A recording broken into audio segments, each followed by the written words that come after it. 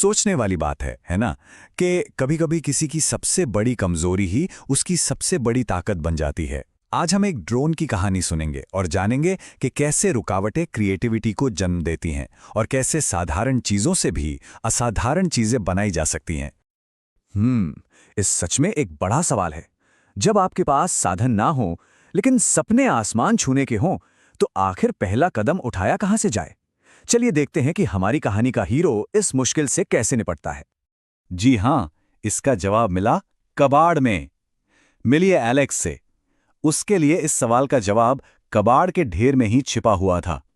और उसकी कहानी हमें सिखाती है कि असली इनोवेशन खरीदा नहीं जाता, बल्कि बनाया जाता है। तो चलिए कहानी शुरू करते हैं। अक्सर देखा जाता है कि बड़े-बड़े आविष्कारों की शुरुआत बहुत मामूली जगहों से होती है। एलेक्स के लिए वो जगह थी उसके घर का वो धूल भरा गैराज, जो बस औजारों और पुराने सामान से भरा पड़ा था। ये लाइन एलेक्स के वर्क बेंच के ठीक ऊपर लगी हुई थी। और ये सिर्फ एक लाइन नहीं थी, बल्कि ये उसके उस बड़े से प्रोजेक्ट का एक तरह से गाइडिंग प्रिंसिपल था, जिसे वो कहता था प्रोजेक्ट हमिंगबर्ड। तो यहां देखिए, एलेक्स की दुनिया के दो अलग अलग पहलू। एक तरफ था उसका सपना, एक सुपर हाईटेक पावरफुल क्वाडकॉप्टर बनाने का, और दूसरी तरफ उसकी असलियत, गराज में पड़ा कबाड़, कुछ पुराने रिमोट, टूटी फूटी मोटरें और बेकार हो चुकी बैटरीज का ढेर। इस सपने और इस हकीकत के बीच बस एक चीज दीवार बनकर खड़ी थी, ड्रोन का दिमाग। एक ऐसा हिस्सा जिसके बिना उसका सपना कभी भी उड़ नहीं सकता था। तो ये फ्लाइट कंट्रोलर आखिर होता क्या है?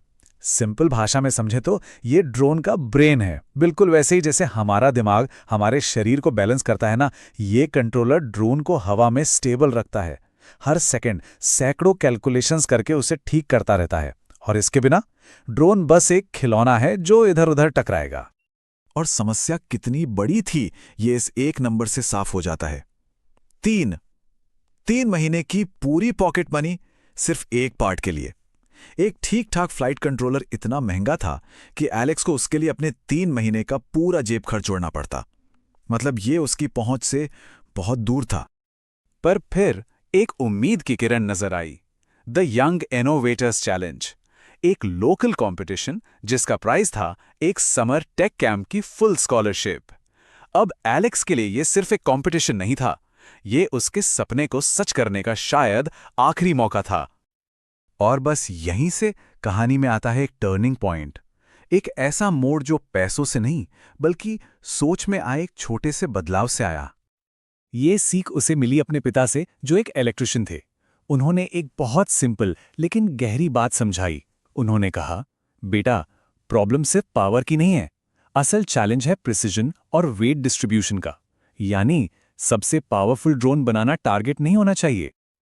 और बस इस एक सलाह ने जैसे सब कुछ बदल के रख दिया। एलेक्स ने महंगे पार्ट्स का ख्याल छोड़ दिया और अपना पूरा ध्यान इस बात पर लगाया कि उसके पास जो चीजें हैं उनसे कोई स्मार्ट सॉल्यूशन कैसे बनाया जाए। तो अब सवाल, मैं इसे खरीदूं कैसे से बदलकर मैं पावर के बजाय प्रिसिजन के लिए कैसे बिल्ड करूं, हो गया था।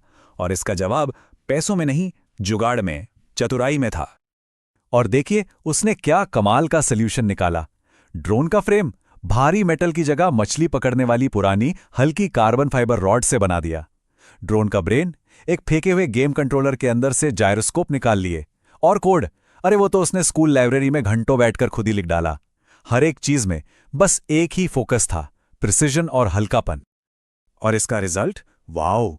जब उसने ड्रोन को पहली बार उड़ाया तो वो हवा में झटके नहीं ले रहा था। ऐसा लग रहा था जैसे तैर रहा हो, बिल्कुल एक असली हमिंगबर्ड की तरह, हल्के हल्के करेक्शंस के साथ, एकदम स्टेबल।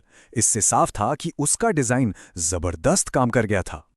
तो फिर वो दिन भी आ गया, कंपटीशन का दिन। और ये मैदान में सिर्फ 2 ड्रोन नहीं थे, ये 2 अलग अलग फिलॉसफीज की टक्कर थी। पैसा वर्सेस जुगाड़, पावर वर्सेस प्रिसिजन। और ये टेबल देखिए, सारी कहानी साफ हो जाएगी।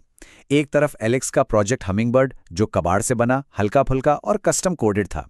दूसरी तरफ मार्क का ड्रोन, बाजार से खरीदा हुआ, हाई पावर, फीचर रिच, लेकिन बहुत भारी। चैलेंज था एक टफ ऑब्स्टिकल कोर्स। मार्क का भारी ड्रोन अपनी ही ताकत के बोझ तले एक ऑब्स्टिकल से टकराया और क्रैश हो गया। लेकिन एलेक्स का हमिंगबर्ड, वो तो एकदम किसी चिड़िया की तरह फुर्ती से पूरा कोर्स पार कर गया। और इसके बाद नतीजा बिल्कुल साफ था। जजों ने एलेक्स की इस इंजेन्यूटी को, उसके ड्रोन की बेहतरीन परफॉर्मेंस को देखा और विनर था प्रोजेक्ट हमिंगबर्ड। लेकिन एलेक्स की ये जीत सिर्फ एक ट्रॉफी या स्कॉलरशिप तक सीमित नहीं थी। नहीं, ये तो एक बहुत गहरी सीख का सबूत थी। तो आखिर इस पूरी कहानी से हम सीखते क्या हैं? कुछ बहुत जरूरी बातें। पहली, कि जब हमारे पास सीमाएं या लिमिटेशंस होती हैं तो हम अलग ढंग से सोचना शुरू कर देते हैं।